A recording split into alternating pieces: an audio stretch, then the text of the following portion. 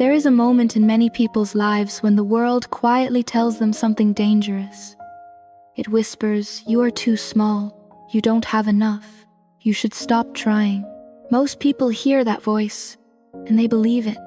But sometimes someone refuses. Tonight I want to tell you a story about a boy who refused to believe that voice. His name was Arin, and he lived in a place where dreams seemed impossible. Arin grew up in a tiny fishing village on the edge of the ocean. During the day, the village was alive with noise. Fishermen shouted across the docks. Children chased each other through dusty paths. Boats rocked gently against the wooden pier. But when the sun disappeared behind the horizon, something strange happened. The village became silent. Not peaceful, but dark. There were no streetlights. Most houses had no electricity. When night came, people lit small candles or oil lamps. The wind often blew them out, and the darkness returned. Arin hated the darkness, not because he was afraid, but because it stole something from him. Every night when he tried to study, the small candle on the table flickered. The light was weak. The smoke made his eyes burn. Sometimes the candle melted before he finished reading, and then his world became black again. One night, Arin asked his grandmother, "Why can't we have lights like the city?" His grandmother sighed softly, "Because lights cost money." She placed another candle on the table. "Some people have money," she said, "and some people have patience." But Arin wasn't satisfied with patience. He wanted answers. At school, Arin was not the smartest student. He wasn't the fastest runner either. He was quiet, often sitting near the window watching sunlight pour across the classroom floor. One afternoon, his science teacher said something that changed everything. "Energy is everywhere," the teacher explained. "The sun gives us more energy in 1 hour than the world uses in an entire year."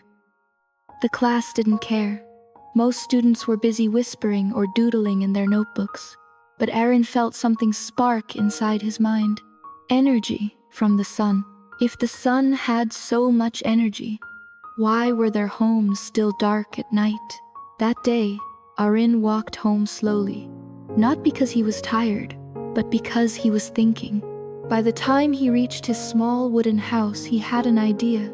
What if you could capture sunlight during the day and use it at night? Arin had no laboratory, no tools, no money. What he did have was curiosity. The next morning, he started searching through the village, behind repair shops, near old fishing boats, inside piles of broken electronics. He collected everything people threw away: cracked wires, old batteries, broken flashlights, small pieces of metal. At night, he sat at the table with his grandmother's candle. He connected wires, opened batteries, taped pieces together, and waited. The first attempt failed. The wires sparked and burned. The second attempt failed. Nothing happened.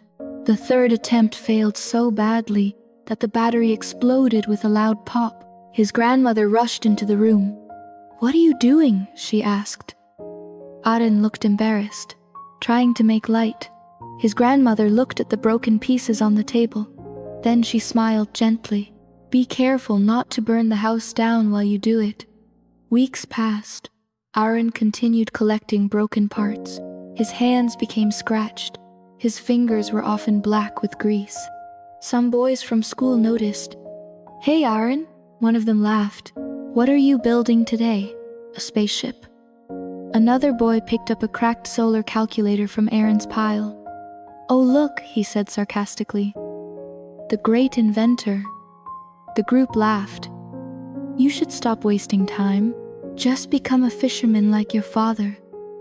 Arin felt his face grow hot. For a moment, he almost believed them. Maybe they were right. Maybe he was just playing with trash. Maybe nothing would ever work. That night, he sat alone outside the house. The ocean waves rolled slowly toward the shore. Above him, thousands of stars filled the sky. The universe looked so bright, and yet his village was still dark. Arin looked at the stars and whispered to himself, "One more try." The next day, something unexpected happened. An old man from the village approached him. The man's name was Mr. Talon. He had once worked as a mechanic in the city. "I hear you're trying to build something," the old man said. Arin nodded shyly. "May I see?" Arin showed him the box filled with wires and broken parts. The old man examined them carefully. Then he asked a question. "Do you know why your battery keeps failing?" Arin shook his head. The old man smiled. "Because energy must be stored before it can be used." He took a small notebook from his pocket and drew a simple diagram. Sunlight, solar panel, battery, lamp. "It's not magic," he said. "It's understanding." Arin stared at the drawing. For the first time, the puzzle began to make sense. "Can you teach me?" Arin asked. The old man closed the notebook. "I can guide you," he replied. "But you must do the work." From that day forward, Arin worked harder than ever. He studied diagrams. He tested wires. He rebuilt circuits again and again.